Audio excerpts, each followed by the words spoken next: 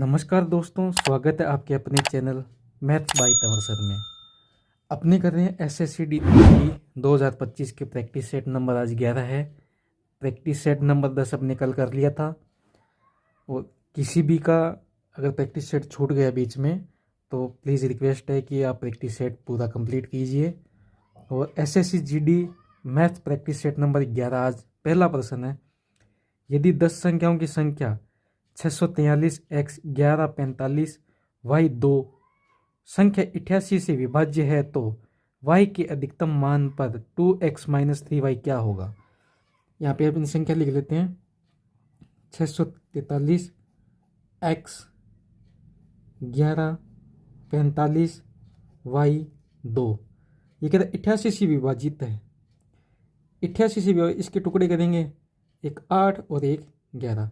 अब 8 को आपका डिजिबल रूल होता है लास्ट की 3 संख्या, ठीक है, 5y2, ठीक है। ये कह रहा है y के अधिकतम मान 8 से अपने एक अधिक लेते हैं 9, यहाँ पे 9 रख के देखते हैं 5 9 2, 8 से भाग देते हैं, इसका जाता है कि पूरा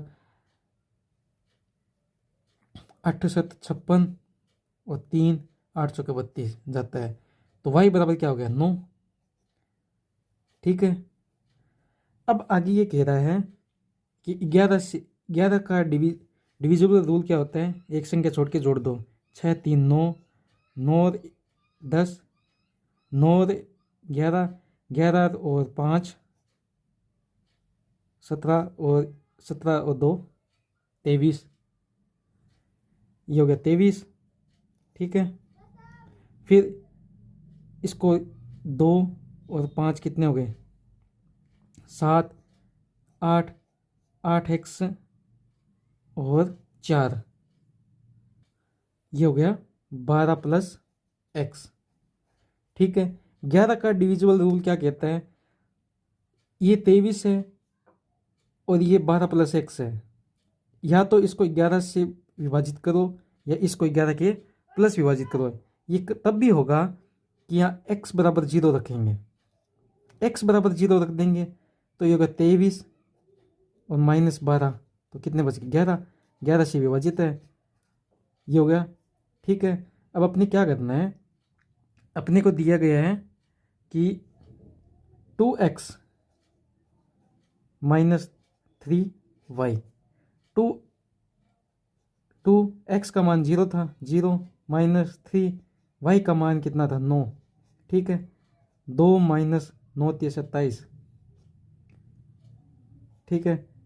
x इंटू ये 0 हो जाएगा ना, तो -27, इसमें राइट आंसर डी नंबर। अगला सवाल है दोस्तों, एक दुकानदार 18,000 अंकित मूल्य वाली एक मशीन पर 2 क्रमिक छूट देता है, जिससे इसका विक्रय मूल्य घटकर 12,960 हो जाता है। यदि 10% और x% क्रमिक छूट है तो x का मान कितना होगा। सक्सेसिव डिस्काउंट दिया है उसने, तो ये अपने 2-3 तरीकों से कर सकते हैं। तो अंकित मूल्य कितना था 18,000, ठीक है, 18,000 लिख लिया। 10% उसने छूट दे दी, 10% छूट देने के बाद कितने में बेचेगा 90 में, 90/100।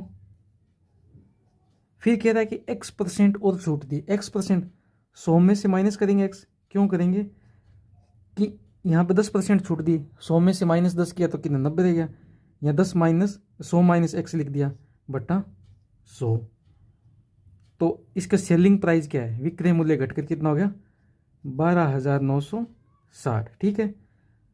1 2 3 3 0 से 1 2 3 0 कट, ये 1 0 से 1 0 कट, ठीक है।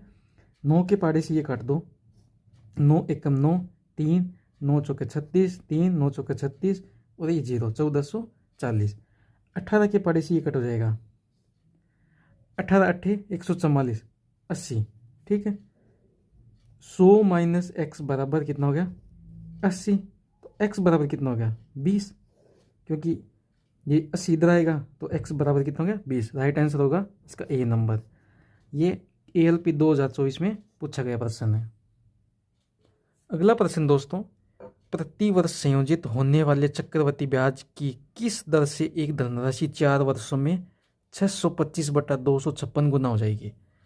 ये कह रहा है कि इसमें अपने रेट ऑफ इंटरेस्ट निकालना है, आर प्रतिशत निकालना है। ठीक है, 256 पहले 256 थी, सीधा कितने होगी 625 की। कहने का मतलब ये कि 3/2 हो जाती है। मान लो पहले 2 थी तो अब कितनी होगी 3 हो गई। जिस ये दे रखा है 256 से 625 हो गई। अब ये कह रहा है 4 वर्ष, यहाँ पे जितने भी वर्ष दिए है उसका रूट ऑफ ये लगा देना 4। ठीक है, वर्ग कर देंगे 4 का। 256 4 वर्ष ये हो गया 4 और ये हो गया 5 का। ठीक है, अब इसमें देखो 4 से 5 हो गई प्लस 1 हो गई, किस पे 4 पे बढ़ी ना 1, प्रतिशत निकालना है 100 से, और ये 20%। ठीक है, इसका उत्तर होगा ए नंबर। SSC GD 2023 में पूछा गया प्रश्न है ये। अगला प्रश्न दोस्तों, अपने को ये सिंप्लीफिकेशन करना है। 1 से 1/2, 1 से 1/3, 1 से 1/4 डॉट डॉट डॉट 1 से 1/23 ये दे रखा है। अपने यहाँ लिखते हैं 1 से 1/2, 1 से 1/3, 1 से 1/4 डॉट डॉट डॉट 1 से 1/23।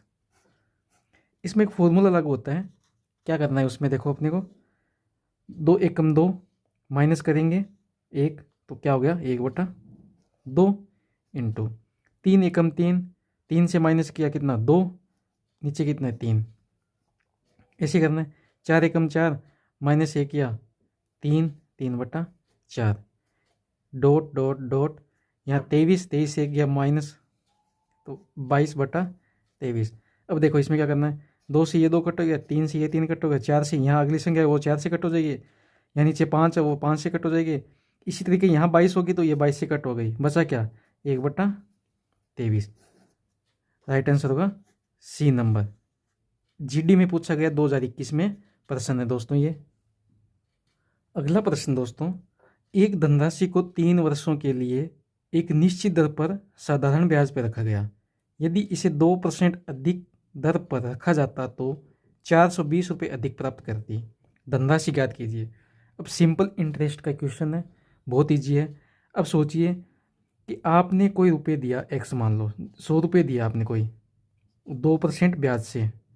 आप बैठे बैठे सोचते हो कि अगले साल मैं इसको 100 रुपये को ही 4% से दे दूँ तो आपको कितना 2% का लाभ हो गया। इसी तरीके से ये कह रहा है ना 3 वर्षों के लिए एक निश्चित धनराशि साधारण ब्याज पर रखा, इसे 2% अधिक दर पर, मतलब एक्स्ट्रा जो ब्याज है, एक्स्ट्रा ब्याज है वो 2% अधिक लिया, 3 वर्षों के लिए निश्चित किया था तो कितना टोटल लिया 6% ब्याज एक्स्ट्रा। ये 6% एक्स्ट्रा लिया, यही तो बता रहा है ना कि 420 रुपये अधिक, तो 6% बराबर है 420, तो 1% बराबर कितना हो गया 70, तो 100 बराबर कितना हो जाएगा 7000। यही तो अपना मूलधन है, प्रिंसिपल। ठीक है, अगला प्रश्न है दोस्तों, यदि x बराबर 3/8 y हो और y बराबर 3/4 z हो तो x अनुपात y अनुपात z का मान। ये क्वेश्चन कह रहा है कि x बराबर दिया है अपने को 3/8 y और अगली संख्या दे दी y बराबर 3/4 z।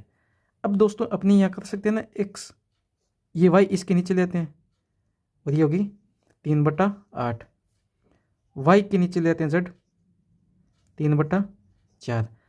ठीक है, अपने को ये x का मान मिल गया, y का मान मिल गया, रेशियो तो पूछा है तो x अनुपात y अनुपात z आपको निकालना सीखा है। रेशियो एंड प्रोपोर्शन का वीडियो देखना आप, उसमें पता है कि कैसे करना है रेशियो और प्रोपोर्शन।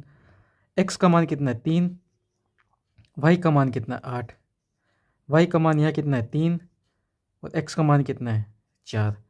अब यहाँ पे खाली जगह है तो इसके पास वाली संख्या 8 लगा देंगे, यहाँ पे खाली जगह इसके पास वाली संख्या 3 लगा देंगे। 3 इंटू 3 9, 8 इंटू 3 24, 8 इंटू 3 8 इंटू 4 32। इसमें देख लो 9:24:32। अपना राइट आंसर होगा 4 नंबर। SSC GD 2024 में पूछा गया प्रश्न है ये। अगला प्रश्न दिया दोस्तों, एक मूलधन जब प्रति वर्ष 20% साधारण ब्याज पर निवेश किया जाता है तो 4 वर्षों के बाद उसका मिश्र धन 2160 हो जाता है। 2 वर्ष में समान दर पर समान मूलधन पर साधारण ब्याज कितना होगा। कल अपने प्रैक्टिस सेट नंबर 10 में ऐसा क्वेश्चन किया था रेशियो से, ठीक है। क्वेश्चन नंबर 6 अपना ये कह रहा है कि प्रतिवर्ष 20% साधारण ब्याज पर निवेश करें, 4 वर्षों के बाद उसका मिश्र धन। अब 1 वर्ष में 20% ब्याज लग रहा है तो 4 वर्ष में कितना 80%। तो इसने मिश्र धन दिया है तो 4 वर्ष का अमाउंट कितना हो जाएगा टोटल। 4 वर्ष का अमाउंट हो जाएगा 180%। कैसे हुआ कि 1 वर्ष का 20% है, 4 वर्ष का 80% और 100 अपना मूलधन है तो ये हो गया 180%। और ये कह रहा है 2 वर्ष में समान दर, तो 2 वर्ष का SI कैसे, यहाँ लिखा ना साधारण ब्याज। 2 वर्ष का SI, 1 वर्ष का 20%, 2 वर्ष का कितना हो गया 40%। अब इसका कट करते हैं, प्रतिशत से प्रतिशत गया और ये 9 बार और ये 2 बार। अब यहाँ पे दे रखा है 2160 रुपये मिश्र धन। इस 9 की यूनिट का मान है 2160, तो 1 बराबर कितना हो जाएगा, 1 बराबर हो जाएगा 240। ठीक है, 1 बराबर 240 है तो 2 वर्ष का साधारण ब्याज, तो 2 इंटू 240 तो ये हो गया 0, 8 और 480 रुपये। राइट आंसर होगा सी नंबर। CRPF SI 2024 में पूछा है ये प्रश्न। अगला प्रश्न है दोस्तों, एक समचतुर्भुज की भुजा 20 सेंटीमीटर है और विकर्णों में से एक की लंबाई 32 सेंटीमीटर है। समचतुर्भुज का क्षेत्रफल ज्ञात कीजिए। अब आपको पता है कि समचतुर्भुज, क्वेश्चन नंबर 7 है, सम चतुर्भुज का क्षेत्रफल आपको पता होता है कि उसका फॉर्मूला होता है 1/2 इंटू D1 इंटू D2। इसमें एक फॉर्मूला और याद करना होता है अपने को कि D1 का स्क्वायर प्लस D2 का स्क्वायर बराबर 4A स्क्वायर। ये मोस्ट इम्पोर्टेंट फॉर्मूला है, इसको याद अपने रखना है। मतलब अपने को यहाँ एक तो भुजा दे रखी है, ठीक है, और एक विकर्ण दे रखा है, तो अपने D2 यहाँ से निकल जाएगा। अब D1 का मान रख दो अपने 32 का स्क्वायर प्लस D2 स्क्वायर बराबर 4 इंटू ए का मान कितना है 20 स्क्वायर। 32 की स्क्वायर आपको याद पता है कितने 1024 होती है, प्लस D2 स्क्वायर बराबर 20 की स्क्वायर 400, 400 इंटू 4 1600। ठीक है, D2 स्क्वायर बराबर 1600 माइनस 1024, तो D2 बराबर कितना हो जाएगा, रूट में 576, और 576 रूट किसका होता है 24 का। D2 आ गया 24, ये मान इसमें रख देते हैं। ए बराबर एरिया निकालना अपने को, ए बराबर 1/2 इंटू D1 कितना है 32 और D2 कितना है 24। इससे ये कट कर देते हैं, ये जाएगा 16, तो 16 इंटू 24, 16 चौके 64, 4 6 32 और 6 38, 384 सेमी स्क्वायर। राइट आंसर होगा सी। SI में पूछा गया प्रश्न है ये। अगला प्रश्न है अपना प्रश्न नंबर 8 दोस्तों। दिया हुआ है कि 3 साल पहले एक कस्बे की जनसंख्या 2.5 लाख थी।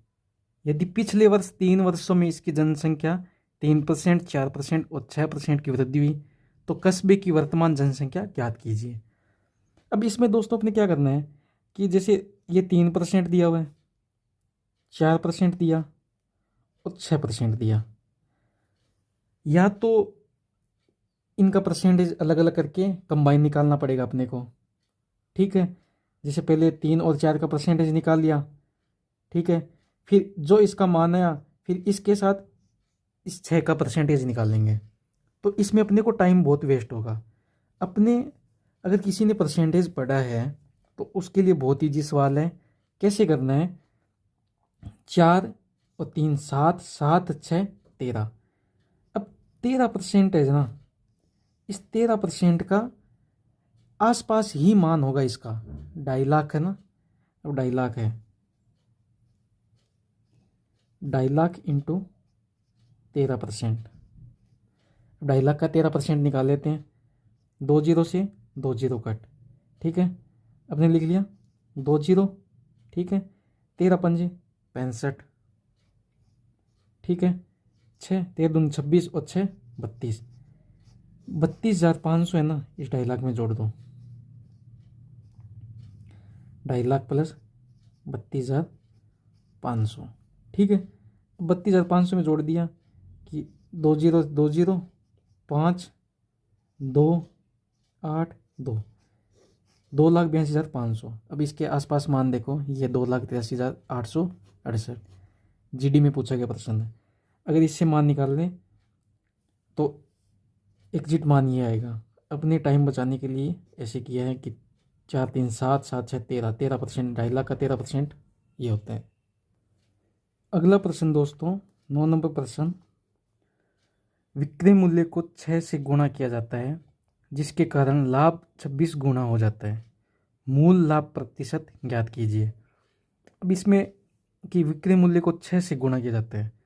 अब इसमें अपन को ध्यान रखना है कि n गुना कितने टाइम हो गया ना, मतलब n गुना, n का मतलब कितने टाइम इसको। अब x% वृद्धि या कमी बता दे तो अपने क्या करना है, n-1 इंटू 100, ठीक है। कि विक्रय मूल्य को 6 से गुणा किया जाता है, सेलिंग प्राइस इंटू, यहाँ 6 रखो, 6-1 5, 5 इंटू 100 ये होगा 500। रेशियो ये कह रहा है जिसके कारण 26 से गुणा हो जाता है, लाभ 26 गुना हो जाता है। 26-1 25 इंटू 100, 2500 ये हो गया प्रॉफिट। ये कट हो जाएगा, ये 1 और ये 5, ठीक है। अब सेलिंग और प्रॉफिट का रेशियो क्या हो गया, सेलिंग का रेशियो है 5, प्रॉफिट का है 1, मतलब 5 में बेची और 1 का प्रॉफिट हो गया।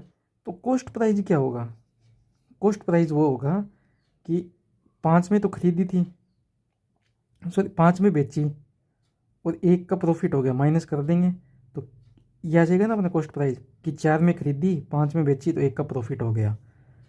तो अपने पूछा क्या है, मूल लाभ प्रतिशत, इस पे लाभ हो गया ना, 1 लाभ हो गया अपने को किस पे, 4 पे इंटू 100, तो ये हो गया 25%। राइट आंसर होगा डी। अगला प्रश्न दिया दोस्तों, 2 स्टेशनों ए और बी के बीच की दूरी है 700 किलोमीटर। एक ट्रेन 80 किलोमीटर प्रति घंटा की गति से ए से बी की यात्रा को कवर करती है और 65 किलोमीटर प्रति घंटे की एक समान गति के साथ वापस ए पर लौटती है। इस दौरान ट्रेन की औसत गति पूरी यात्रा निकटतम। जीडी 2021 में पूछा प्रश्न ये। प्रश्न नंबर 10 अपना कि ये पॉइंट ए है, ठीक है, पॉइंट बी पे जाती है, ए से जाती है ना, वो तो है 80 किलोमीटर प्रति घंटा की स्पीड, ठीक है, और यहाँ से वापस आती है उसकी स्पीड है 65 किलोमीटर प्रति घंटा। अब आपको एक फॉर्मूला बताया है कि एक स्पीड से जाती है दूसरी स्पीड से वापस आती है, तो एवरेज स्पीड का फॉर्मूला बताया हुआ कि 2ab बटा a प्लस बी, ठीक है। 2 इंटू ए क्या है 80, बी कितना है 65, a प्लस बी जोड़ देते हैं इनको, 80 और 65 145, ठीक है। और ये जाएगा 29 बार और ये जाएगा 13 बार। ठीक है, 2 इंटू 80 इंटू 13 बट्टा 29, 160 इंटू 13 हो गए 2080 बट्टा 29, 29 70 203, यहाँ बच गए 5, 29 दूना 58, ये ज़्यादा हो गए, 29 से कम 29। निकटतम मान यहाँ देख लो 74, 71.72, अपना मान होगा ये 71.72 किलोमीटर प्रति घंटा। निकटतम मान पूछा था, 71 अपने निकाल लिया, तो इसके बाद देखो 71 ऑप्शन में नहीं है, तो अपना राइट आंसर होगा ये। अगला प्रश्न दोस्तों, प्रश्न नंबर 11 कि दो कक्षा ए और बी यदि 7 विद्यार्थियों को ए से बी में स्थानांतरित किया जाता है तो बी में ए से दोगुनी संख्या में विद्यार्थी होंगे। यदि 3 विद्यार्थियों को बी से ए में भेजा जाता है तो दो कक्षाओं विद्यार्थियों की संख्या समान हो जाएगी। दोनों कक्षाओं में विद्यार्थियों की संख्या के बीच धनात्मक अंतर ज्ञात कीजिए। अब आपको पता है कि या तो अपने a प्लस बी निकाल लेते हैं या b माइनस ए पूछेगा, इन दोनों में से एक चीज़ पूछेगा अपने को। जैसे जैसे प्रश्न बोल रहा है वैसे कक्षा a है और कक्षा b है, 7 विद्यार्थियों को a से b में भेजा, यहाँ -7 कर देंगे, यहाँ +7, a से 7 विद्यार्थियों को इसमें भेज दिया, तो यहाँ हो गया a-7 इक्वल b+7। जैसे जैसे प्रश्न बोला वैसे करते जाओ। बी में ए से दोगुनी संख्या में विद्यार्थी होंगे, बी में ए से दोगुनी संख्या, तो यहाँ मल्टीप्लाई 2 कर दो। ठीक है, फिर एक यदि 3 विद्यार्थियों को बी से ए में भेजा जाता है, कक्षा ए और कक्षा बी, यहाँ बी में से ए में भेजा, यहाँ 3 कम हो गए, यहाँ 3 ज़्यादा हो जाएंगे ना, a+3 और b-3। ठीक है, अब अपने क्या करना है, ये माइनस का 3 इधर ले आते हैं और ए इधर भेज देते हैं। 6 बराबर बी, ये प्लस का ए है, इधर जाके माइनस का ए हो जाएगा, b-a। ये तो पूछा था कि विद्यार्थियों की संख्या के बीच का धनात्मक अंतर है, b-a बराबर क्या, 6, राइट आंसर होगा बी नंबर। अगला प्रश्न दोस्तों, 12 नंबर प्रश्न, वह अधिकतम संख्या क्या है जिससे 3026 और 5053 को विभाजित करने पर क्रम से 11 और 13 शेष बचता है।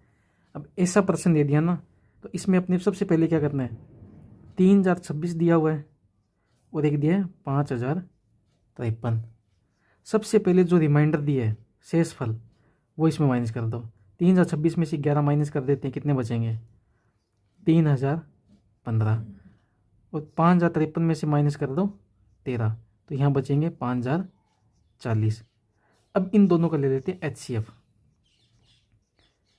HCF लेने का सबसे बेस्ट तरीका है कि जो ऑप्शन दिया है 19, 30, 17, 45, इनको डिवाइड कर दो, जो इसको पूरा पूरा भाग जाएगा वही अपना उत्तर होगा। अब 19 से इसको डिवाइड करते हैं, 19 से कम 19, यहाँ बच गए 11, 11 से ये नहीं जाएगा, 19 से ये नहीं होगा, 30 से नहीं जाएगा क्योंकि यहाँ 0 है, यहाँ 0 नहीं है, तो 30 से पूर्णतः विभाजित नहीं होगा। 17 से 17 कम 17, और यहाँ बच गए 13, 131, तो ये भी नहीं जाएगा, तो ये अपना राइट आंसर होगा 45। 45 से ये पूर्णतः विभाजित होगा। SSC GD 2021 में पूछा गया प्रश्न। अगला प्रश्न दिया दोस्तों, एक आदमी 10 किलोमीटर प्रति घंटा की चाल से एक निश्चित दूरी तय करता है और 8 किलोमीटर प्रति घंटा की चाल से प्रारंभिक बिंदु पर लौटता है। संपूर्ण यात्रा में उसे कुल 1.5 घंटे का समय लगा। उसके द्वारा तय की गई कुल दूरी किलोमीटर में बताओ। अपना प्रश्न नंबर है 13। ठीक है, अब ये बिंदु मान लेते ए, बिंदु बी पे गया, इसकी ए से बिंदु गया तो इसकी चाल थी 10 किलोमीटर प्रति घंटा, बिंदु बी से वापस आया तो इसकी चाल होगी 8 किलोमीटर प्रति घंटा। अब यहाँ बीच की दूरी अपने को दी नहीं है, ये मान लेते हैं d।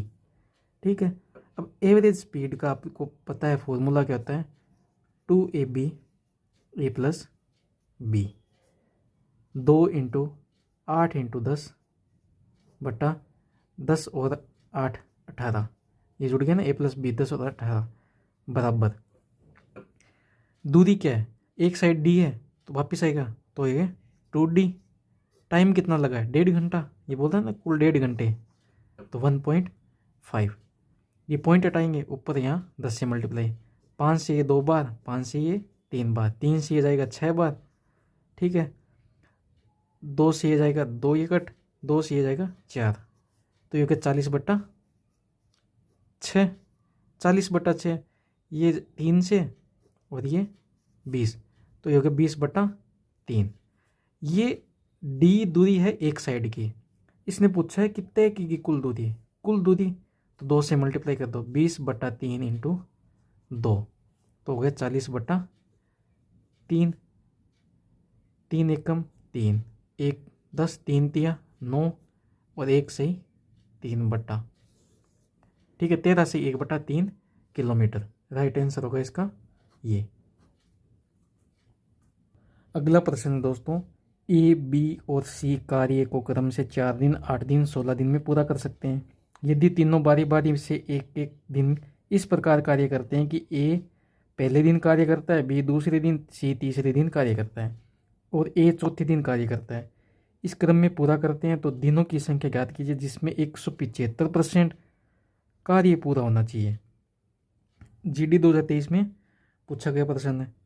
तो अपने 14 नंबर प्रश्न है, तो इसमें क्या है, पहले इनकी क्षमता निकालते हैं, ए बी और सी। ए पहले 4 दिन काम करता है, 4 दिन में कंप्लीट कर देता है, बी 8 दिन में पूरा करता है और सी करता है 16 दिन। इन तीनों का एलसीएम कितना होगा, एलसीएम होगा 16।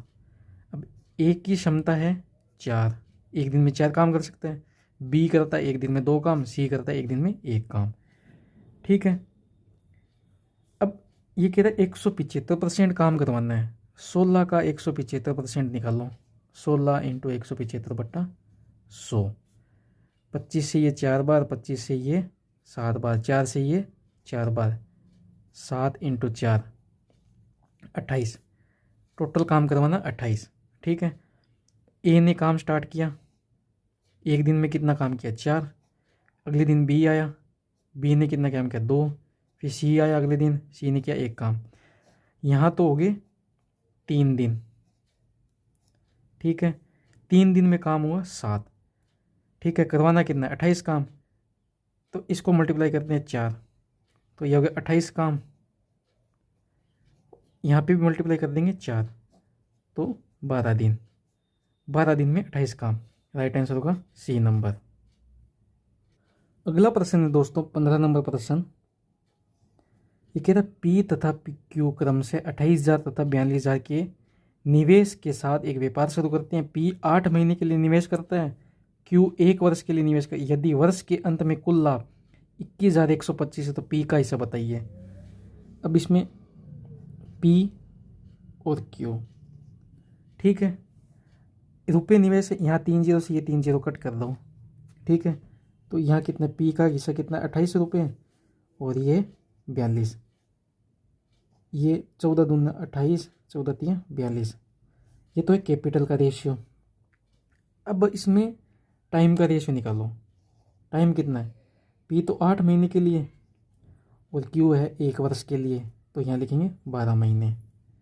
अब इन दोनों का मल्टीप्लाई कर दो, यहाँ प्रॉफिट आ जाएगा, 8 दूनी 16, 12 3 36, ठीक है।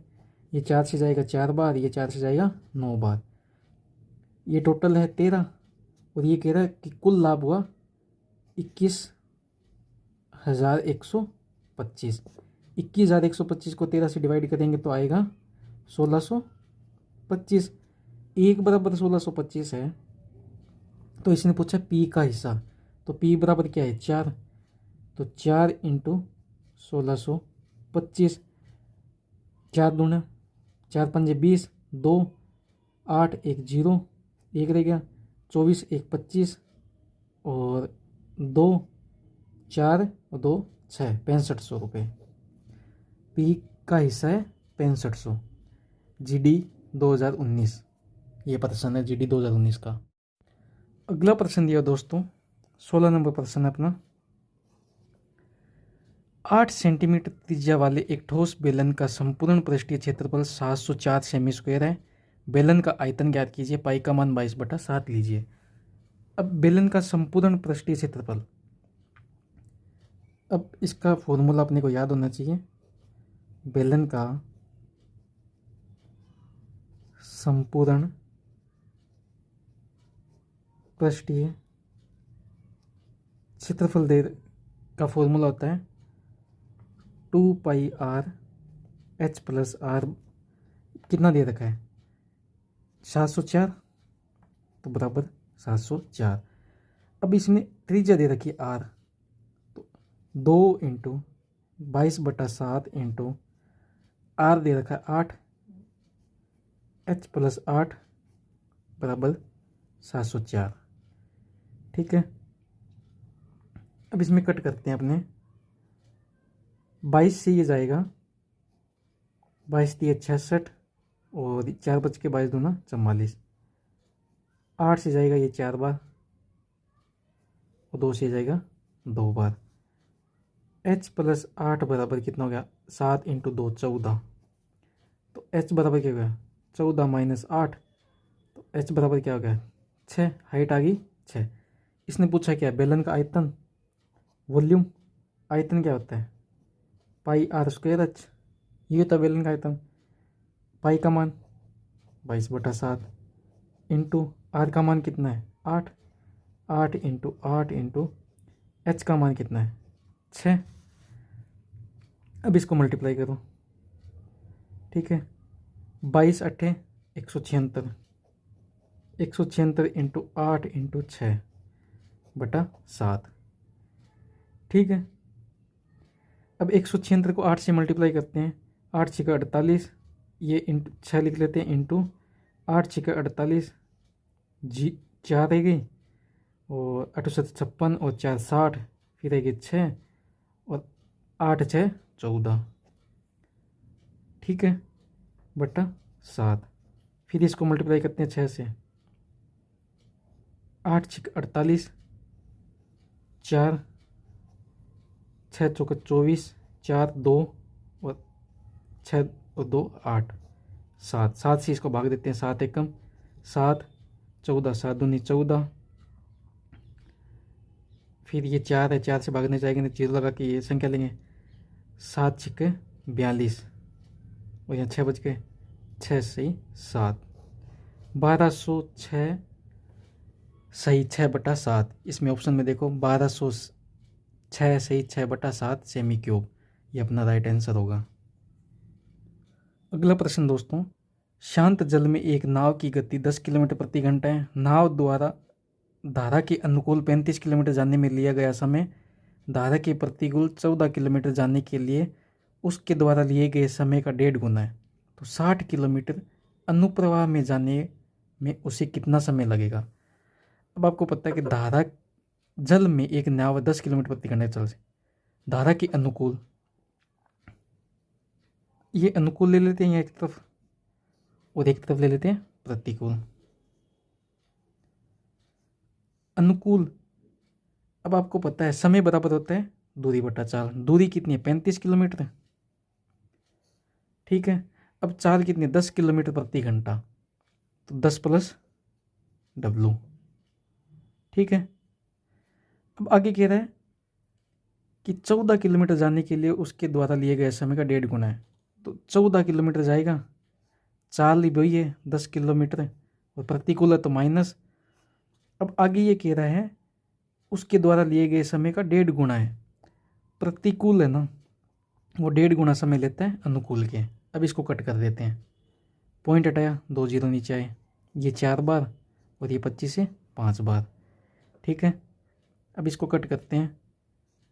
7 से ये जाएगा 2 बार, 7 से जाएगा ये 5 बार, 5 से ये 5 कट, 2 से ये जाएगा 2 बार। ठीक है, तो ये इधर आ जाएगा और 20 2 10 - W और 10 + W, ये हो गया 20 - 2W 10 + W, ये हो गया 20 से 10 घटाएंगे 10, बराबर ये इधर प्लस का हो जाएगा 3W, तो W बराबर क्या आ गया 10/3। अब इसने पूछा है 60 किलोमीटर अनुप्रवाह में जाने के लिए अनुकूल, ठीक है, तो 10 + 10/3 बराबर क्या हो जाएगा 30 और प्लस 10 40/3। B + W हो गया ना, B + W 40/3। इसने पूछा है समय। अब समय आपको पता है दूरी इसने दी है 60 किलोमीटर और चाल अपने की 40/3, 40/3 ये 3 ऊपर जाएगा, 60 × 3/40, ये 20 से 2 बार, ये 3 बार, तो ये हो गया 9/2, तो ये 4.5। इसका राइट आंसर होगा डी नंबर।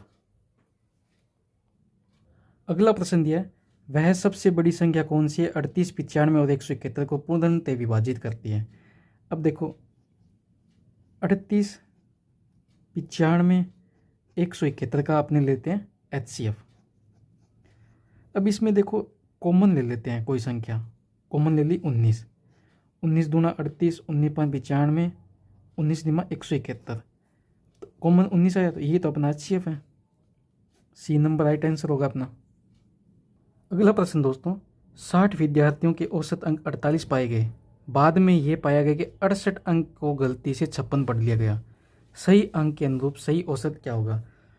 19 नंबर प्रश्न है, हमेशा आपको यही करना है जो मैं बता रहा हूँ, पहले सही लिखेंगे और फिर लिखेंगे गलत।